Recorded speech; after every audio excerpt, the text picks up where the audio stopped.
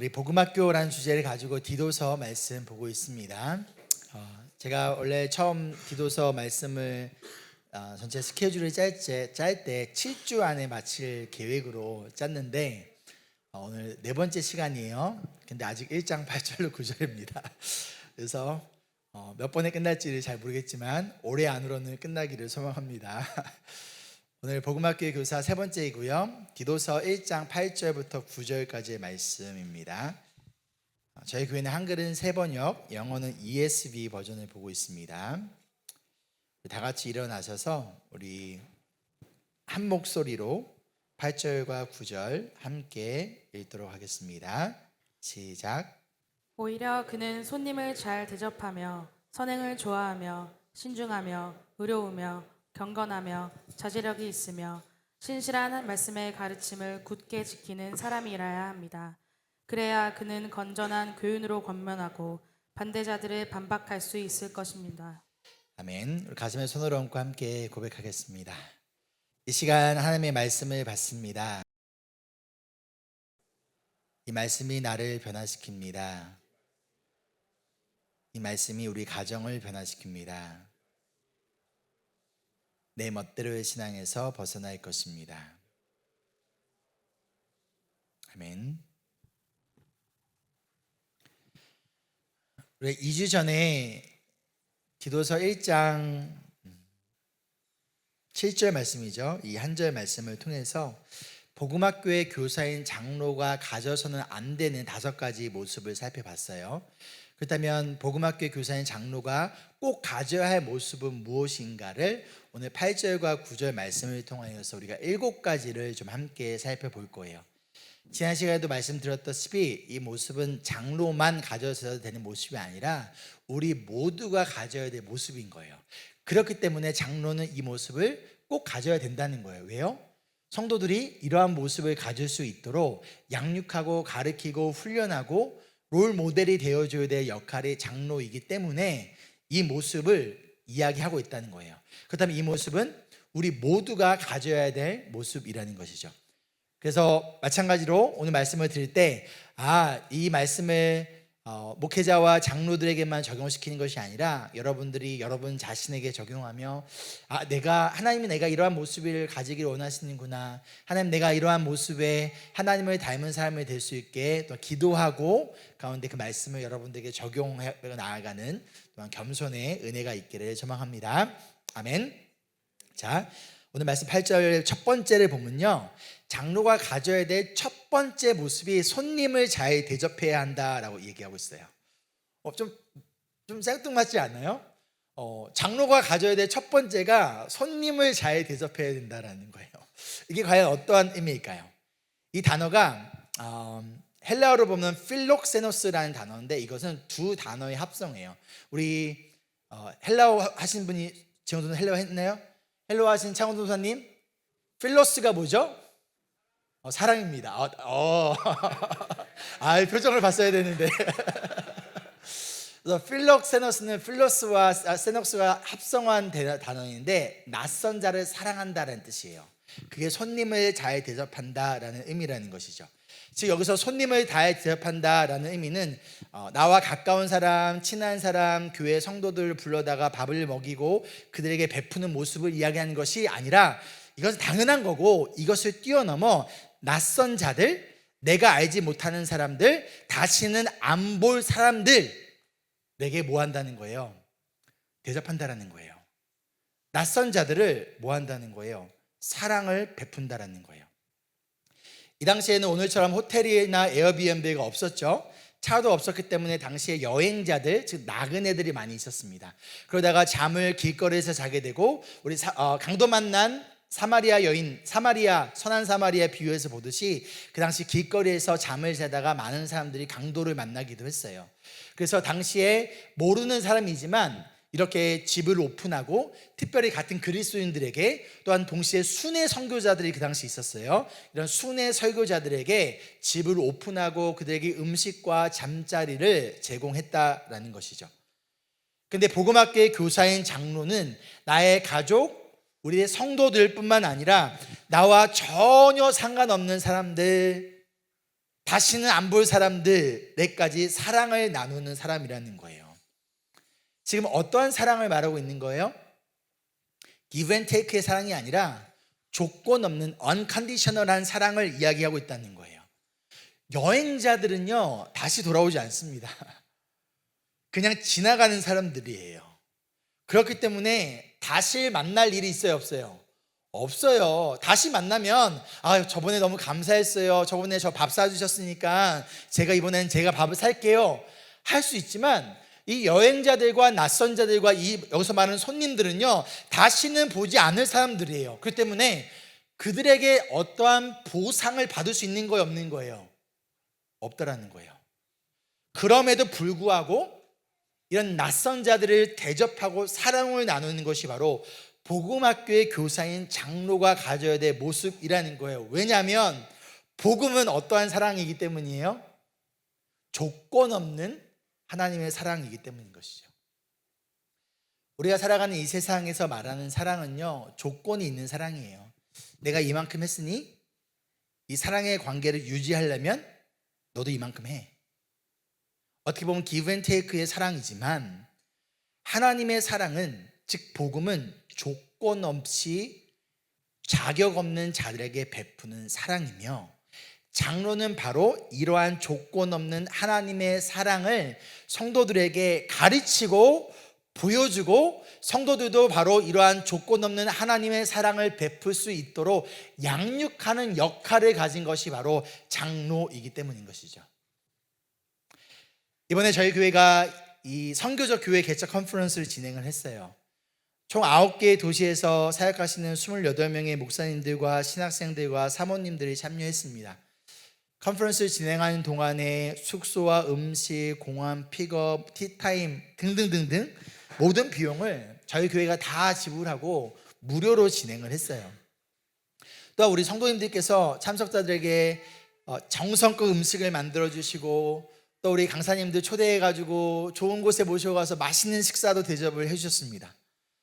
제가 그렇게 섬겨주신 성도님들께 감사하다고 인사를 따로 드렸을 때, 이 성도님들이 공통적으로 모두가 동일하게 하신 말씀이 뭐였냐면, 저희가 섬길 수 있어서 너무 감사했다라고 이야기를 하셨어요. 한 성도님은요, 자기가 식당에서 밥을 사 먹는 그 돈이 너무 아깝대요. 너무 아깝대요. 그래서 그 돈을 모아가지고 이렇게 음식을 누군가를 베풀어주면 너무 기쁘고 행복하고, 그렇게 쓰는 돈은 전혀 아깝지 않다라고 또 말씀해 주셨어요. 그 이유가 무엇일까요? 시간이 남아서, 돈이 남아서일까요? 그렇지 않아요. 복음은 조건 없는 하나님의 사랑과 은혜라는 것을 알고 있기 때문인 거예요. 복음은 나랑 친한 사람, 나랑 가까운 사람, 나에게 내가 이만큼 했으니 이만큼을 돌려줄 수 있는 사람에게 하는 사랑이 아니라, 그것을 뛰어넘어 조건 없는 자들, 없이 자격 없는 자들, 다시는 보지 않는 사람들에게까지 나누는 하나님의 그 복음의 사랑과 은혜의 그 깊이를 알고 있고 깨닫고 있기 때문이라는 것이죠. 참석하셨던 목사님 중에 한 분이 이제 돌아가시는 이 공항에서 전화를 주셨어요. 그러면서 200명도 안 되는, 이제 개척된 지 3년도 안 된 교회에서 이러한 일을 한 것이 너무 놀랍다라고 말씀을 해주셨습니다. 그러나 중요한 것은요, 성도의 수, 재정의 수로 가능한 것이 아니라, 아무리 성도가 많고 아무리 재정이 여유롭다고 해서 남에게 베풀 수 있는 것이 아니에요. 우리 교회가, 그리고 우리 성도님들이 진정한 복음의 가치와 깊이를 알고 있기 때문에, 그리고 그 복음을 지식으로만 아는 것이 아니라 행동으로 실천하는 교회와 우리 성도님들이기 때문에 가능했던 것이 아닐까요? 앞으로도 계속 하나님의 사랑과 은혜를 낯선 자들에게 마음껏 흘려보내는 저희 교회와 우리 성도님들이 되기를 소망합니다. 아멘. 두 번째로 복음학교의 교사인 장로는요, 선행을 좋아해야 한다라고 알려주고 있습니다. 여기서 이 헬라어가 마찬가지로 아가도스예요. 아가도스, 마찬가지로 필로스와 가도스의 합성어인데, 선한 일을 사랑한다라는 거예요. 한글 번역에서 그냥 좋아한다라고 되어 있지만 실제 원어를 보면요, 사랑한다라는 거예요. 첫 번째가 낯선 사람들을 사랑했고, 두 번째가 뭐라는 거예요? 선한 일을 사랑한다는 거예요. 자, 그럼 선한 것을 사랑한다는 것이 어떠한 의미일까요? 이것을 알기 위해서는요, 먼저 선이 무엇인지를 아는 것이 중요합니다. 질문을 한번 해볼게요. 동성 결혼과 동성 행위를 반대하는 것이 선일까요? 악일까요? 여러분 어떻게 생각하세요? 동성 결혼과 동성애를 반대하는 것이 선일까요? 악일까요? 선입니다. 그렇죠? 그런데 누군가는 악이라고 말할 수 있어요. 왜요? 그 기준이 무엇이죠? 각자가 가지고 있는 생각이나 가치관, 우리가 그걸 월드뷰라고 해요. 세계관이 있어요. 그것에 따라서 선과 악은 달라진다는 거예요. 똑같은 행동을 가지고 똑같은 것을 바라보면서 누구는 그것을 선이라고 얘기하고 누군가는 악이라고 이야기한다는 거예요. 9/11 테러를 가지고 미국과 서방 국가에서는 그걸 바라보면서 악이라고 얘기하지만 이슬람과 무슬림들은 그렇게 테러를 일으킨 사람들을 향하여 뭐라고 얘기하는 거예요? 선이라고 얘기한다는 거예요. 한국 역사 가운데서 도시락 폭탄을 던졌던 윤봉길 의사를 바라보며 우리는 선한 사람이라는 의사라고 말하지만 반대 입장인 일본의 입장에서 바라보면 악인인 거예요. 똑같은 행동을 가지고 내가 어떠한 생각과 내가 어떠한 가치관과 어떠한 세계관을 가지고 있느냐에 따라서 그것이 선이 될 수도 있고 악이 될 수도 있다는 거예요. 그런데 우리의 생각은요, 우리가 현재 살아가는 이 세상의 문화와 사람들의 소리에 우리는 영향을 받으며 살아가고 있어요. 분명 예전에는 세상에서도 동성애가 악이라고 말했지만 지금은 오히려 악이라고 말하는 사람들이 오히려 악한 사람이 되어져 버렸다는 거예요. 그렇다면 우리의 기준은 무엇이어야 될까요? 변화하는 세상인가요? 아니면 이 세상을 창조하신 하나님, 그리고 변하지 않는 하나님의 말씀인가요? 그렇다면 성경적 기준으로서 선이란 무엇인가? 그것은 바로 하나님이에요. 하나님이 보시기에 좋으면 선이고요, 하나님이 보시기에 좋지 않으면 악인 거예요. 우리 창세기 말씀 한번 같이 읽어볼게요. 창세기 1장 31절입니다. 하나님이 손수 만드신 모든 것을 보시니 보시기에 참 좋았다.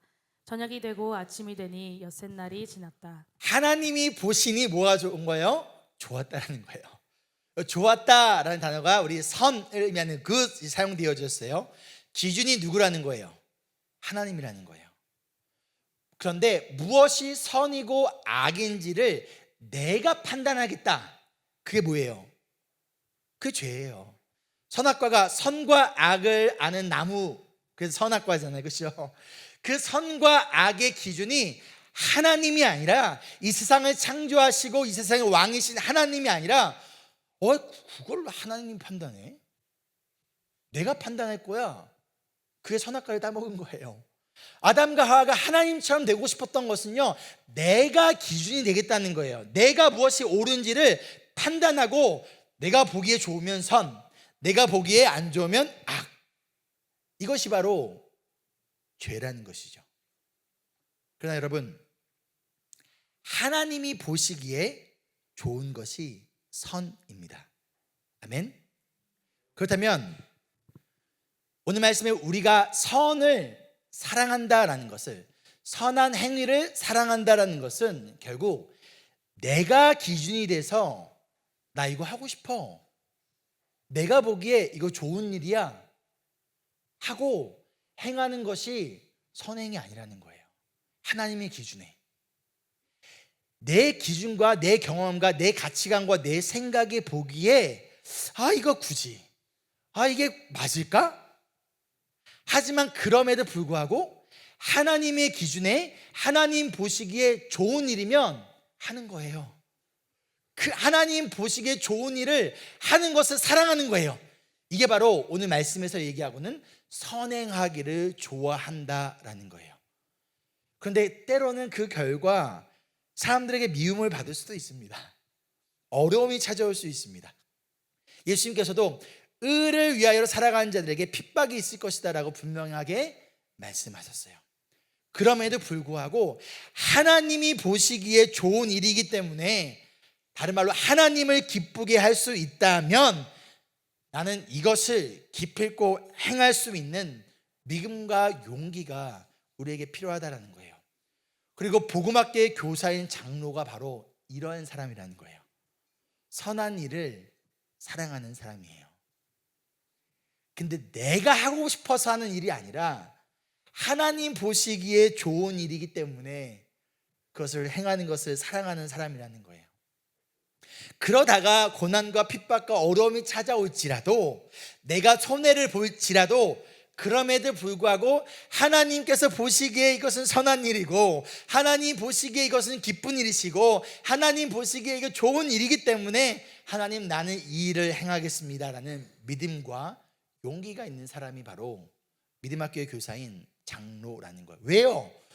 모든 성도들이 그러한 삶을 살아갈 수 있도록 제일 앞에 서서 그것을 말씀으로 가르치고 삶으로 보여주고 이끌어주는 역할이 바로 장로이기 때문인 것이죠.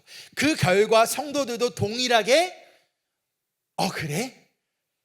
내가 좋은 일이 아니라 하나님 보시기에 좋은 일이구나. 나는 이해되지 않지만 하나님 보시기에 선한 일이구나. 그러기에 그 선한 일을 행하는 것에 두려워하지 않고 용기를 가질 수 있도록 도와주고 격려하는 것이 바로 장로의 역할이라는 것이죠. 사랑하는 성도 여러분, 우리 모두가 선한 일을 행하는 것을 사랑하기를 소망합니다. 아멘. 우리 교회가 하나님 보시기에, 내가 보기에 좋은 거 아니에요. 하나님 보시기에 좋은 것을 행하는 것을 사랑하는 교회가 되기를 소망합니다. 그 결과 어려움이 찾아올 수도 있고요, 그 결과 손해를 봐야 할 수도 있어요. 그럼에도 불구하고 끝까지 하나님께서 보시기에 선을 행하는 믿음과 용기를 굳건히 가지고 나아가는 우리 모두가 되기를 소망합니다. 아멘. 자, 세 번째로 복음학교의 교사인 장로는요, 신중해야 합니다. 이 신중하다라는 이 헬라어 단어가 소프론이라는 단어인데요, 이것은 분별을 의미해요. 뭐가 옳고 그른지를 분별한다라는 의미죠. 장로의 역할 중에 하나가, 장로는 교회 영적 리더로서 교회의 중요한 사항들에 대한 결정을 내리는 역할을 장로가 가지고 있어요. 그렇기 때문에 리더가 잘못된 결정을 한다면 공동체가 함께 어려움을 겪을 수밖에 없어요. 장로가 혹은 교회 리더가 무엇이 옳고 그른지 그냥 내가 원하는 대로 혹은 사람이 원하는 대로 교회를 운영하거나 결정하게 되면요, 그 공동체에는 어려움이 찾아올 수밖에 없어요. 그렇기 때문에 리더는 뭐 해야 되는 거예요? 신중해야 된다는 거예요. 예전에 우리 창원 전사님이 저한테 갑자기 그러는 거예요. 목사님의 역할에 굉장히 중요한 역할 중에 하나가 굉장히 중요한 결정들을 목사님께서 하셔야 되는데, 어떻게 하면 목사님께서 그 결정을 정말로 더 신중하고 더 건강하고 또 잘 결정할 수 있을까 고민해봤는데, 그러려면 목사님이 시간이 좀 필요하신 것 같다. 지금 보니까 목사님이 하고 있는 게 너무 많다. 그러다 보니 많으면 분주하게 되고 충분히 고민하고 할 수 있는 시간이 없다. 그래서 목사님이 하고 계시는 역할들을 자기한테 좀 맡기라고. 그래서 목사님 시간을 좀 가지시고, 그래서 목사님이 뭔가를 결정할 때 충분히 기도하고 고민하고 또 마음의 여유 가운데 결정할 수 있도록 자기가 돕겠다고. 그래서 제가 어떻게 했을까요? 들어보니까 맞는 말인 거예요. 그래서 제가 하고 있는 많은 일들을 저한테 이것도 하고 저것도 하고 하러 줬습니다. 그 마음 바뀌었나요? 안 바뀌었나요? 안 바뀌었다면 여러분 증인입니다. 리더는요, 무엇이 하나님의 선하신 뜻인지를 분별할 수 있는 영적 분별력이 필요해요. 근데 그런 영적 분별력을 방해한 것 중에 하나가 뭔지 아세요? 성경을 보면요, 사람들의 소리예요. 믿음의 공동체 가운데 리더들이 잘못된 결정을 내렸을 때의 특징을 보면요, 사람들이 원하는 것에 집중하고 사람들의 소리에 듣는 나머지 하나님의 소리를 듣지 못했어요. 그랬을 때 그 공동체가 함께 약해지고 어려움이 찾아왔어요.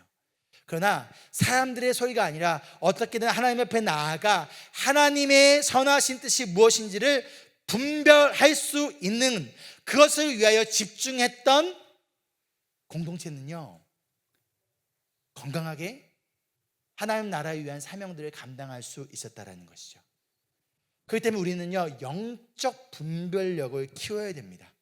그러기 위해서 우리가 먼저 알아야 될 것은요, 교회는요, 영적 공동체라는 거예요.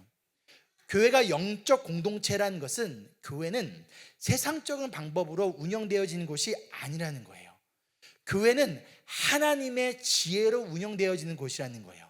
그러기 위해서 우리에게 필요한 것이 뭐예요? 하나님의 지혜라는 것이죠. 야고보서 1장 5절 우리 함께 읽겠습니다. 시작. 여러분 가운데 누구든지 지혜가 부족하거든 모든 사람에게 아낌없이 주시고 나무라지 않으시는 하나님께 구하십시오. 그리하면 받을 것입니다. 성경에서 보면요, 여러분들이 돈을 구하십시오, 그러면 모든 사람에게 아낌없이 돈을 주시겠습니다라고 하지 않았어요. 성경에 보면요, 우리가 구하고 찾고 두드리더라도 하나님께서 우리에게 좋은 것을 주신다라고 약속하셨어요. 그런데 오늘 말씀은요, 모든 사람에게 아낌없이. 성경에 이런 구절 없어요. 여러분 기도하는 것들 죄송하지만 하나님 다 안 들어주세요. 여러분이 기도할 때 난 이만큼의 재정이 필요한데 어쨌든 하나님 이만큼밖에 안 줄 때도 있어요. 좀 더 주시지, 그런 마음이 들 때도 있어요. 그렇죠? 그런데 성경에서 모든 사람에게 아낌없이 주신다, 이 말씀밖에 없어요. 이거 대단한 말씀이에요. 근데 무엇을 구하는 거예요? 하나님의 지혜를. 하나님의 지혜를 구하는 모든 사람에게 하나님께서 그 하나님의 지혜를 아낌없이 주시겠다라고 약속하셨다는 거예요. 그렇기 때문에 우리가 하나님이 보시기에 좋은 게 무엇입니까? 하나님, 내가 보기에 혹은 사람들의 보기에 좋은 것이 아니라 하나님이 보시기에 좋은 것이 무엇입니까? 하나님, 내가 이것을 영적으로 분별할 수 있는 하나님의 지혜를 주세요. 그래야 우리 공동체가, 하나님, 우리 가정과 교회가 하나님을 기쁘시게 하기 위하여 하나님이 보시기에 선한 일을 사랑하는 공동체가 되어줄 수 있도록 하나님, 우리에게 하나님의 지혜를 주세요. 이렇게 하나님의 지혜를 구하며 하나님 앞에 기도하며 나아갈 때 하나님은 그런 모든 자들에게 아낌없이 지혜를 주시겠다라고 약속하셨다는 거예요.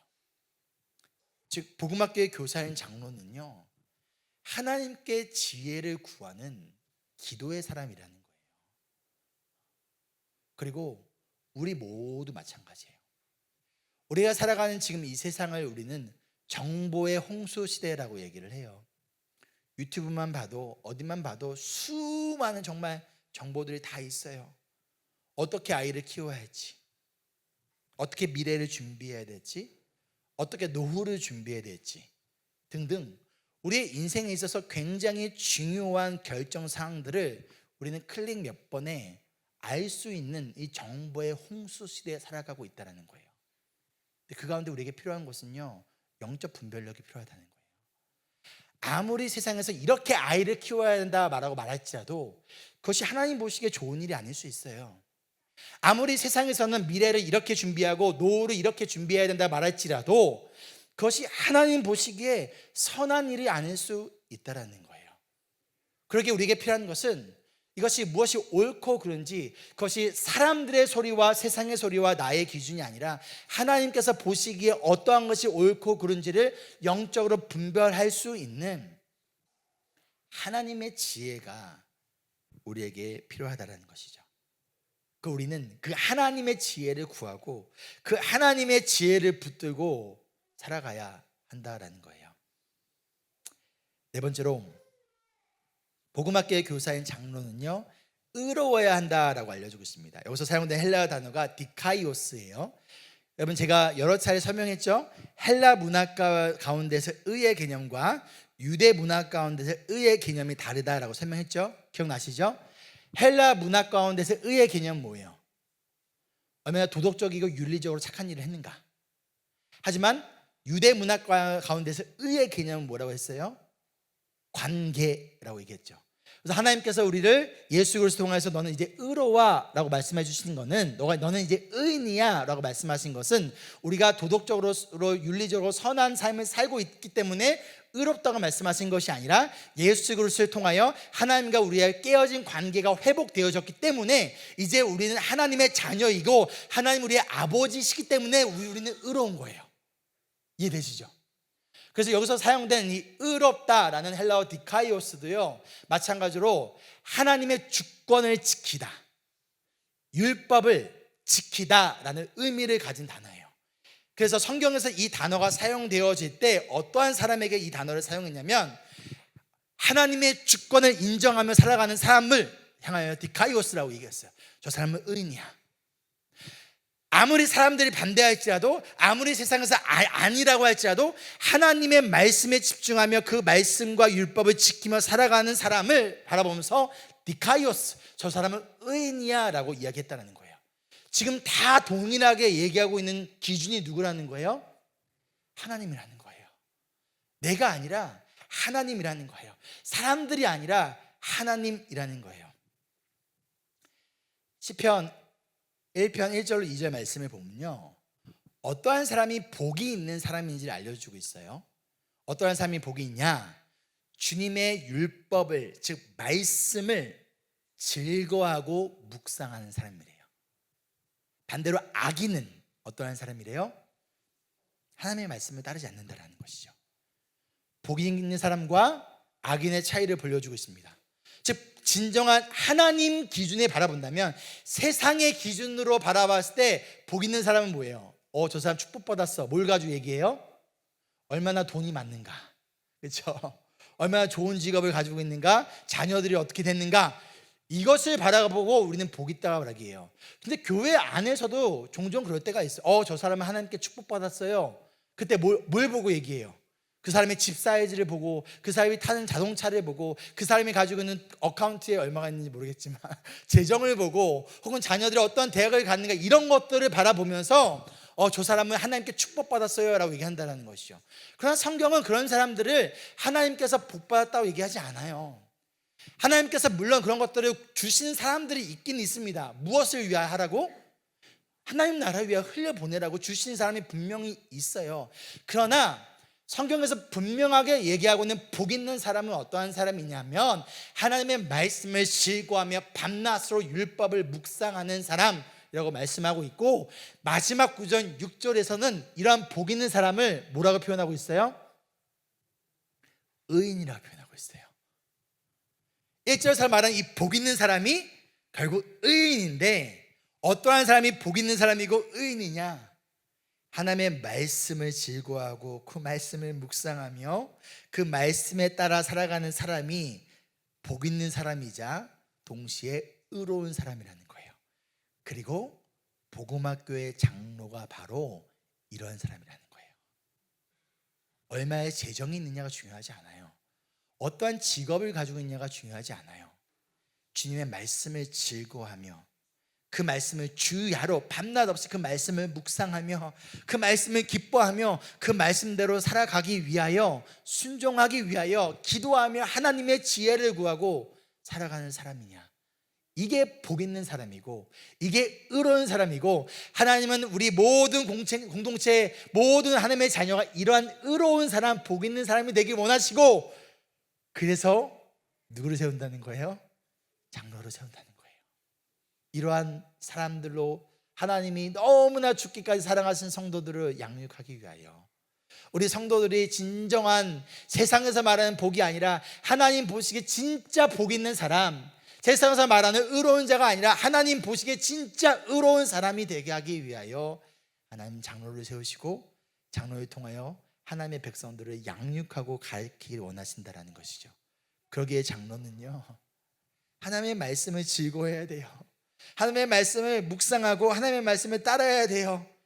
즉 하나님의 말씀에 순종하는 사람, 이것이 바로 복 있는 자이자 의로운 사람의 모습이라는 것이죠.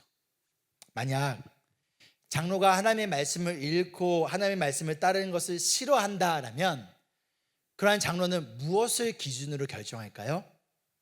둘 중에 하나예요. 내가 보기에 좋은 거나 아니면 사람들이 보기에 좋은 거예요. 근데 그것이 하나님 보기에는 뭐하다는 거예요? 악한 것일 수도 되는 거예요.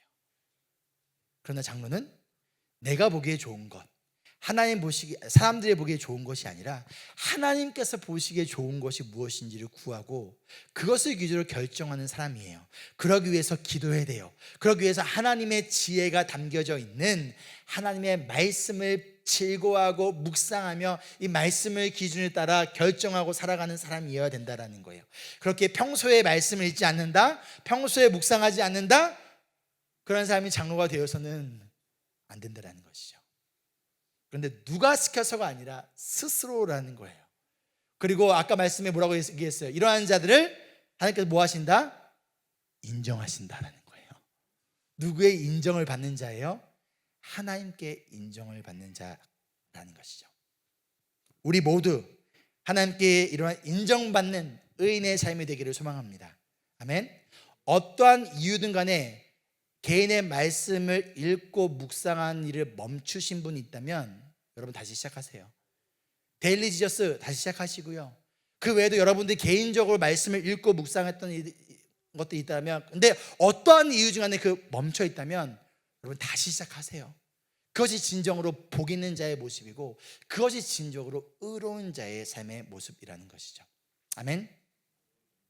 다섯 번째로, 뒤로 갈수록 아멘이 좀 작아지는 것 같아요. 다섯 번째로, 복음학교의 교사인 장로는 경건해야 합니다. 자, 여러분, 경건 또는 거룩 하면 어떠한 모습이 떠오르세요? 어떠한 모습이 떠오르십니까? 일반적으로 우리가 경건 또는 거룩을 이야기할 때 우리는 겉모습을 이야기를 해요. 어떠한 옷을 입었는가? 오늘 좀 경건해 보입니까? 어떠한 헤어스타일을 했는가? 문신을 했는가 안 했는가? 술을 마시는가 안 마시는가? 담배를 피는가 안 피는가? 등등등. 우리가 그런 것들을 향한 일반적으로 경건이라고 좀 생각을 해요. 이번 컨퍼런스에 강사로 오신 목사님들입니다. 자, 이 모습을 보고 지나가는 사람들 물어보세요. 누가 목사라고 생각할 수 있을까요? 그런데 거룩과 경건을 우리가 특정한 모습으로 과연 정의 내릴 수 있을까요? 경건과 문화를 우리가 헷갈려서는 안 됩니다. 특정 문화를 경건으로 해석해서는 안 돼요. 경건은 시대와 문화와 상관없이 언제나 동일하게 적용이 되어지는 것이 경건이에요. 하나님이 애굽에서 종으로 살던 이스라엘 백성들을 구원하시고 광야로 이끄신 다음에 그들에게 뭐라고 말씀하셨냐면, 나는 너의 하나님이야. 나는 너의 하나님이야. 뭘 얘기하신 거예요? 관계를 얘기하셨어요. 그리고 나서 레위기 말씀에 이어서 뭐라고 말씀하시면, 내가 거룩하니 너희도 거룩하라. 자, 먼저 뭘 얘기하셨어요? 나는 너의 하나님이야. 너희는 내 백성이야. 뭘 얘기한 거예요? 정체성을 말씀하셨어요. 이어서 내가 거룩하니 너희도 거룩하라. 뭘 말씀하신 거예요? 명령을 말씀하셨어요. 그렇죠? 우리는 하나님의 백성이기 때문에, 그렇기 때문에 하나님이 거룩하니 너희도 거룩하라. 이 거룩이란 첫 번째 의미가 뭐라고 했어요? 우리 구멍난 거룩에서 나눴듯이 구별, set apart from the world, 세상으로부터 구별되어진 존재라는 거예요. 더 이상 우리는 애굽의 종, 세상의 종이 아니라 하나님의 자녀, 하나님의 백성이라는 거예요. 그러기 때문에 누구를 닮으라는 거예요? 하나님을 닮아가라는 거예요. 이거 엄청난 특권이에요. 그렇죠? 그러니 하나님이 원하시는 삶을 살라라는 거예요. 너의 인생의 기준이 더 이상 애굽의 왕 바로가 아니라 바로가 보기에 뭐가 좋을까? 어떻게 하면 바로를 기쁘게 해줄까가 아니라 이제 너의 삶의 기준이 하나님이시고 하나님을 기쁘게 하기 위하여. 근데 하나님이 기쁘시게 하는 방법은 뭐냐면 누구를 닮아가는 거예요? 하나님을 닮아가는 거예요. 어저께 우리 혜정 성도님 아이 보러 갔는데 우리 이든이를 딱 보니까 와, 우리 승아 성도님 닮았더라고요. 승아 성도님이 얼마나 기쁠까요? 물어보니까 엄청 이뻐한대요. 장난 아니래요. 너무 이뻐한대요. 왜 이뻐해요? 누구 닮아서? 나 닮으니까. 우리가 하나님을 기쁘게 하는 방법은 뭐냐면요, 하나님을 닮아가는 거예요. 근데 그게 뭐라는 거예요? 그게 경건이고요. 그게 거룩이라는 거예요. 예전에는요, 저희 아들 열방이가 제가 입는 옷 저처럼 따라 입었어요. 근데 어느 순간 창원 선생님 입는 옷대로 따라가더라고요.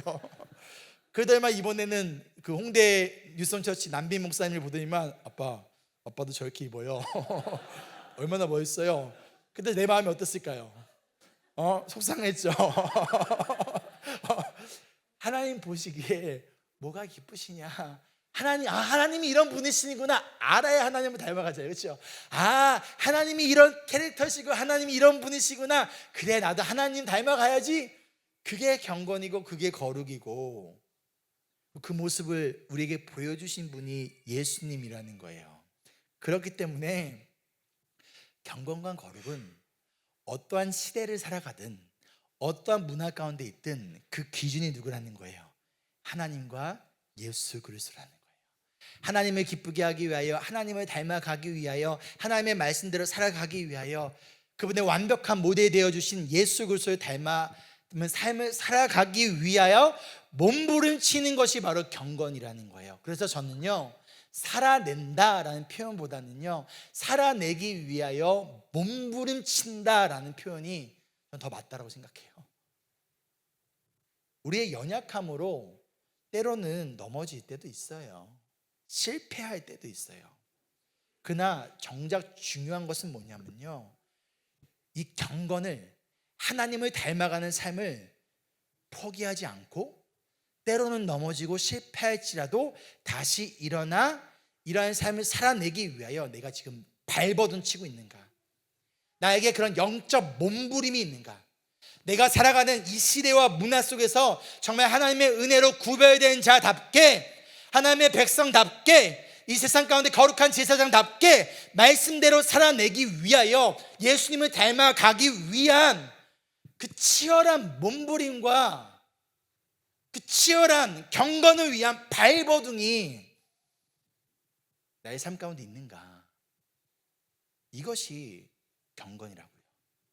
이것이 바로 거룩이라는 것이죠. 디모데후서 3장 5절에 말씀하기를 함께 읽을까요? 시작. 겉으로는 경건하게 보이나 경건함의 능력은 부인할 것입니다. 그대는 이런 사람들을 멀리 하십시오. 이 시대 속에서 겉모습을 보면 저 사람 경건한 것처럼 보여요. 근데 실제로 우리를 진짜로 경건하게 하나님을 닮은 성품으로 만들어낼 수 있는 그 경건의 능력을 부인하는 사람들이 있다는 거예요. 그런 사람들 멀리 하래요. 그럼 여기서 질문, 이런 사람들이 지금 어디 있다는 거예요? 교회 안에 있다는 얘기예요. 교회 공동체 안에 구원받았으니 됐지 뭐, 어차피 천국간이 됐지 뭐, 야 요즘 시대에 애를 누가 그렇게 키워, 야 요즘 시대에 누가 그렇게 연애를 해, 야 요즘 시대에 누가 시간과 돈을 그렇게 키워 라며 어떻게든 내가 더욱더 경건한 자로서 어떻게든 하나님 보시기에 선하고 하나님 보시기에 좋은 일을 사랑하며 살아가기 위하여서 발버둥 치는 사람들이 있는데, 그런 자들을 막는 자들이 경건으로부터 멀어지게, 더욱 데살로니가 전서에서 너희는 말씀과 기도로 경건하여 지지라, 말씀과 기도로 거룩하여 지지라 했는데, 내가 어떻게든 말씀의 자리로, 내가 어떻게든 기도의 자리로 나오는 것을 방해하고 막고 그것을 부인하는 자들이 어디 있다는 거예요? 교회 안에 있다는 거예요. 이런 사람들을 어떻게 하래요? 멀리 하래요. 하나님을 믿는다고 말합니다. 주일 예배를 나옵니다. 겉으로는 뭔가 경건한 것처럼 보입니다. 실제로는 경건의 능력을 부인하며, 아니 내가 경건하려고 시도조차 하지 않아요. 그런가 동시에 어떻게 하는 거예요? 나 혼자는 외톨이잖아요, 그렇죠? 그러니 다른 사람들도 어떻게든 경건하지 못하게끔 방해하는 자들이 교회 안에 있다라는 거예요. 말씀대로 살아가며 예수님을 닮아가는 삶을 거부하는 자들이 있다라는 거예요. 너무나 쉽게 타협하는 자들이 있다라는 거예요. 그런데 나 혼자가 아니라 다른 사람들까지 물귀신 작전이라고 하죠.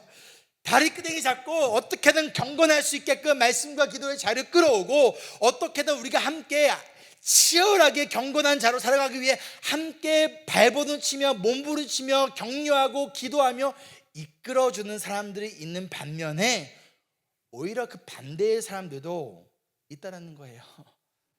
우리의 삶 속에 이 치열한 영적 몸부림이 없다라는 거예요. 그런데 장로는 바로 이런 완벽한 삶을 살아낸 사람이 아니라 이런 몸부림이 있는 사람이라는 거예요. 포기하지 않고, 아무리 사람들이 뭐라고 한들 하나님 보시기에 좋은 삶을 위하여, 하나님을 닮아가는 경건을 위하여, 예수님을 닮아가기 위하여 몸부림치는 사람이 장로라는 거예요. 그리고 그 몸부림을 누가 본다는 거예요? 성도들이 본다는 거예요. 그 몸부림을 보고 어느새 나도 모르게 이 경건한 삶을 포기했던 자들이, 어느새 나도 이 경건한 능력을 부인했던 자들이 그 몸부림을 바라보면서 다시금 가슴이 찌릿찌릿해지는 거예요. 여러분 그 느낌 아십니까? 막 다시금 막 가슴이 막 불타오르며, 그래 나도 저렇게 살아야지, 그래 나도 저렇게 살아낼 수 있어, 그래 하나님이 나를 포기하지 않으셨지, 하나님이 나를 이렇게 살려고, 내가 개가 토한 것을 또다시 먹는 어리석은 인생을 살게 하려고 하신 것, 구원하신 것이 아니라 나를 거룩한 자로서, 그 하나님을 닮고 예수님을 닮은 자로서 살아가고 그 성화시키기 위하여 하나님이 나를 구원하셨지. 그러면 그 모습을 바라보면서 다시금 힘을 내며 다시금 몸부림치며 꿈틀거리게 하는 것이 바로 장로라는 거예요. 우리 공동체, 우리 인브레스 교회에 그 영적 몸부림의 가장 앞에 서 있는 사람이 누구라는 거예요? 장로라는 것이죠. 여섯 번째로, 복음학교의 교사인 장로는 자제력이 있어야 한다라고 얘기하고 있습니다. 영어로 보면요, disciplined라 되어 있어요. 헬라어로 원어를 봐도요, 훈련이 되어져 있다라는 의미를 가지고 있는 단어예요. 자기 감정이나 나의 욕망을 자제하는 훈련, 돈이나 명예나 권력의 욕심에 빠지지 않도록 자제하는 훈련, 내가 하고 싶은 것이 있지만 내가 보기에 좋은 것을 자제하고 하나님이 보시기에 좋은 일을 행할 수 있는 훈련되어져 있는 사람, 그 사람이 바로 장로라는 거예요. 이 디도서 말씀이 쓰여졌던 당시에 이 크레타 섬에 살고 있는 사람들의 특징 중에 하나가 바로 이 자제력이 없다라는 것이 그들의 특징이었어요. 그래서 자신이 원하는 대로 살아갔습니다. 그런데 지금 우리가 살아가고 있는 이 세상도 어찌 보면 마찬가지예요. 나의 감정과 나의 욕망과 내가 바라보기에 좋은 것에 따라 살아가는 이 시대 가운데 우리가 살아가고 있어요. 하나님보다 내가 더 중요해요. 예수님이 죽기까지 사랑하신 예수님의 몸인 교회보다 다른 것을 더 사랑해요. 그렇게 내가 원하는 대로 내가 보기에 좋은 것들 따라가며 그렇게 자기 중심적으로 살아간다는 것이죠. 그런데 이러한 시대 속에서 성도이자 제자인 우리는 훈련이 되어져야 되는데, 나의 감정, 내가 원하는 것을 따르는 자기 중심적 삶에서 벗어나 하나님의 뜻을 따르는 이 경건한 삶을 살아가기 위한 영적 훈련이 필요하다는 거예요. 근데 그 훈련을 누가 시킨다는 거예요? 장로가 시킨다는 거예요. 그렇기 때문에 장로는 먼저 이러한 훈련이 되어져 있어야 되는 거예요. 왜? 성도들을 이러한 사람이 되도록 훈련시키는 역할을 가지고 있는 것이 장로인데, 어떻게 훈련받지 않는 사람이 어떻게 다른 사람을 훈련시킬 수 있겠습니까? 여러분이 만약 다이어트가 됐든 몸에 근육을 만들게 됐든 헬스 트레이닝을 받는다고 칩시다. 여러분의 헬스 트레이너가 2명이 있어요. 한 명은 저이고요, 한 명은 우리 유승아 성도입니다. 자, 여러분 중에서 내가 헬스 트레이너를 저한테 받겠다, 손 들어 보십시오. 한 명도 없어요? 한 명도 없는 거 좀 너무한 거 아니에요? 그렇다면 여러분의 영혼의 트레이너인 장로, 누구에게 여러분의 영혼을 맡기시겠습니까? 누구에게 여러분의 영적 근육이 더욱더 단단해지고 여러분의 영적 지방이, 쓸데없는 지방들이 사라지며 더욱더 영적으로 건강한 하나님의 자녀이자 예수 그리스도의 제자가 되기 위하여 여러분의 그 소중한 영혼을 어떠한 트레이너에게 맡기시겠습니까? 마지막으로, 장로는 말씀의 가르침을 굳게 지키는 사람이라고 알려주고 있어요. 우리 9절 말씀 함께 읽어볼까요? 시작. 신실한 말씀의 가르침을 굳게 지키는 사람이라야 합니다. 그래야 그는 건전한 교훈으로 권면하고 반대자들을 반박할 수 있을 것입니다. 자, 먼저 말씀을 신실한 말씀이라고 알려주고 있어요. 그리고 이 말씀이 내가 신실한 말씀으로 믿기 때문에 이 말씀의 가르침을 굳게 지킨다라는 거예요. 여러분 이해되시죠? 내가 이 말씀을 굳게 지키지 않는다, 말씀을 순종하지 않는다는 것은 내가 이 말씀을 신실한 하나님의 말씀으로 내가 믿고 있지 않기 때문인 거예요. 우리는 믿는 대로 행동하게 되어져 있습니다. 즉 장로는 말씀을 하나님의 신실한 말씀으로 믿는 사람이고, 그렇게 이 말씀을 타협하지 않고 굳게 지키는 사람이라는 거예요. 영어로 보면요, He must hold firm to the trustworthy word as taught. 가르친 대로, 성경에서 말씀하신 대로, 성경의 말씀대로 가르치는 자라고 알려주고 있다는 거예요. 즉 하나님의 말씀을 그대로 믿고 신실한 말씀을 붙들고 그 말씀에 순종하는 사람이 바로 장로라는 거예요. 좋은 리더가 되려면 먼저 좋은 팔로워가 되어야 한다라는 말이 있어요. 리더십에서 굉장히 중요한 말이거든요. 그래서 일반 기업에서도 마찬가지로 누군가를 리더로 세울 때 그 사람이 누군가의 그 언더 리더십에 있었을 때 좋은 팔로워였는가 아닌가를 봐요. 그리고 그런 사람이 리더가 됐을 때 그 모습을 보고 다른 사람들도 어떻게 하는 거예요? 좋은 팔로워가 되어줄 수 있다라는 것이죠.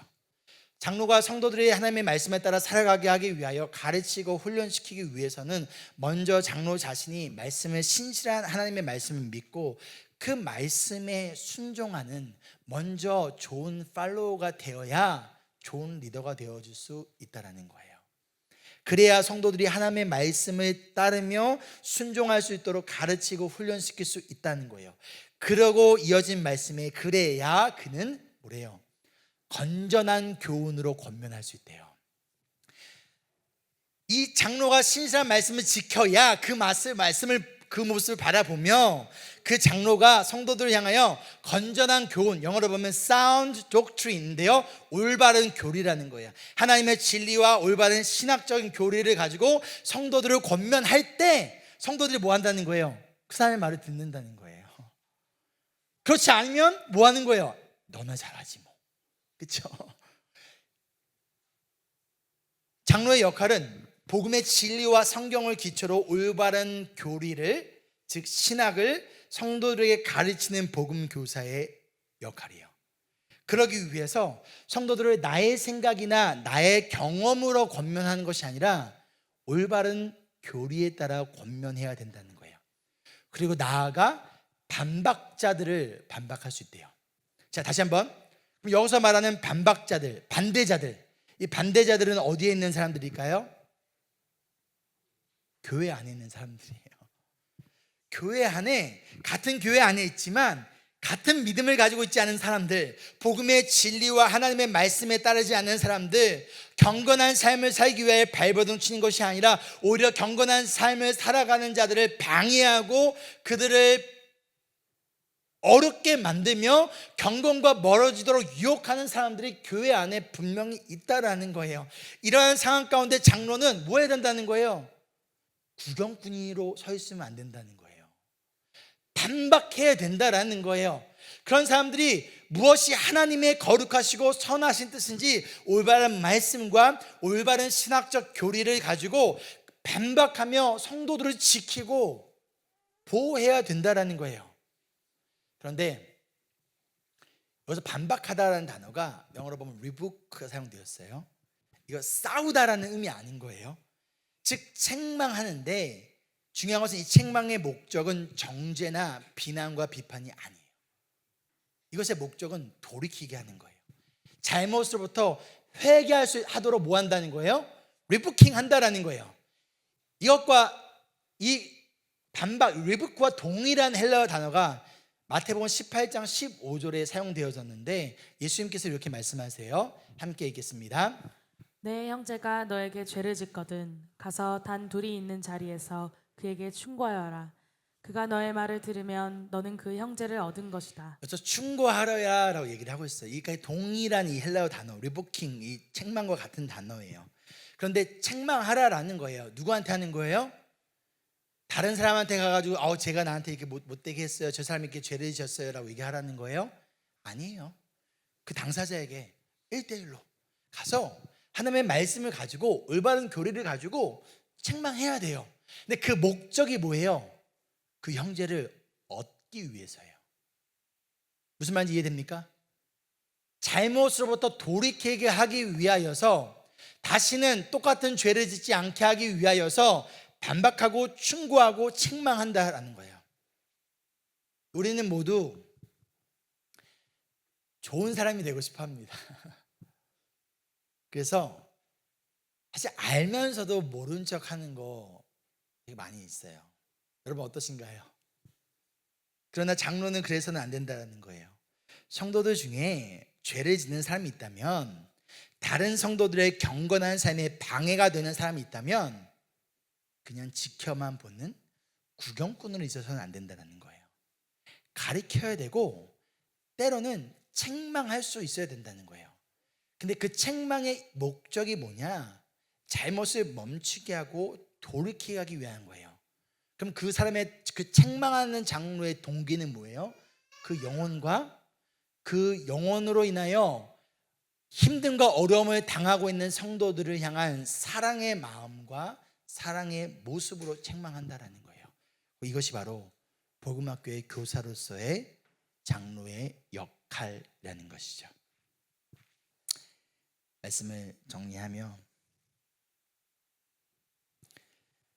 세 번에 걸쳐 우리가 복음학교의 교사인 장로가 어떠한 사람인지를 함께 나누었습니다. 아마 누군가는요, 이 세 번의 설교를 들으면서 우리 교회는 장로를 세울 수가 없겠구나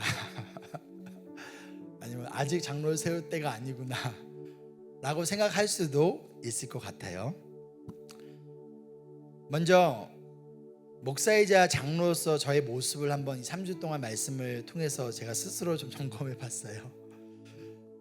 그러면서 나도 이러한 장로의 모습에서 내 자신이 너무나 부족하다라는 것을 느낍니다. 그래서 목사를 그만둬야겠다라는 마음이 들었을까요?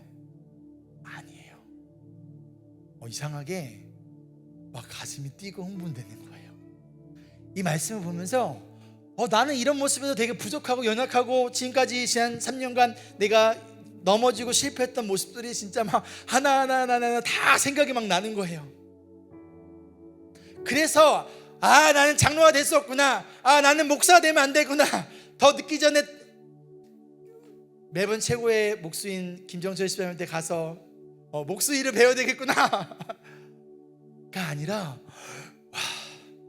나 이런 사람 되고 싶다, 나 진짜 이런 목사 되고 싶다, 여기서 말한 이런 장로 내가 되고 싶다. 하나님, 나 여전히 부족해요. 근데 이 말씀에서 말하는 장로의 모습이 나의 모습이 되고 싶어요. 하나님, 누군가가 우리 성도들이 나의 모습을 바라보면서 이 성경에서 말하는 모습이 우리 목사님의 모습이네. 하나님, 나 그런 사람이 되고 싶어요.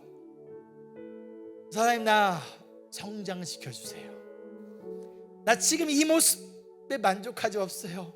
이게 오히려 영적 갈증이 생기고요, 오히려 영적으로 막 내가 더 이런 자고 되고 싶어하는, 근데 그 가운데 하나님이 가능하게 하실 것이라는 소망이, 믿음이 생기더라고요. 여러분은 어떠하십니까? 지금 현재 이런 완벽한 모습을 가진 자가 아니라 내가 주님 다른 건 못해요, 나 가진 것도 없고요, 능력도 부족해요. 근데 하나님, 나 이런 사람 되고 싶어요. 내가 장로가 안 돼도 상관없어요. 장로가 되는 것이 아니라 여기서 말하는 이런 하나님의 사람, 하나님을 닮은, 예수님을 닮은 이런 사람이 내가 되고 싶어요. 그러기 위하여 발버둥 치는 사람, 그러기 위하여 멈췄던 영적 훈련을 다시금 시작하는 사람, 그러기 위하여 함께 성장하며 함께 성숙해지기를 소망하는 사람, 그런 사람이 장로로 세워지기를 소망합니다.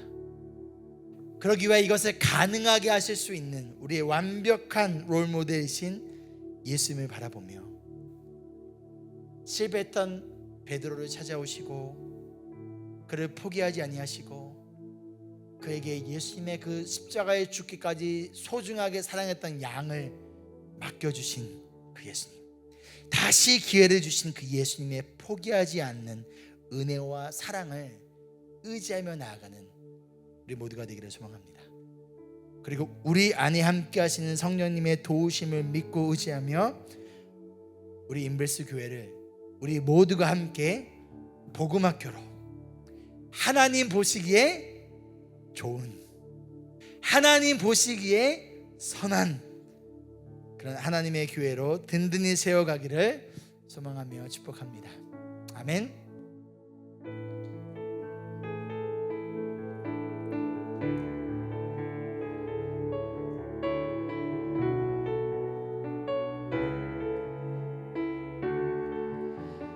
내 삶의 소망,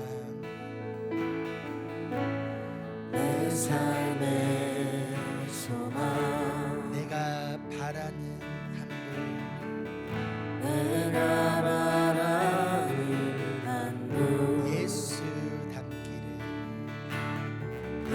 예수 닮기를 내가 원하는 한없는 사랑, 한없는 사랑, 풍성한 주님, 우리가 예수님을 닮아가기를 소망합니다. 이것이 우리의 소원이자 이것이 우리의 기도 제목이기를 소망합니다. 예수 닮기를, 예수 닮기를, 예수 보기를, 예수만 높이길 내가 원하네. 내 평생 소원, 예수 닮기를, 예수만 닮기를 내가 원하네. 온유하신 주님을 닮기를 소망합니다.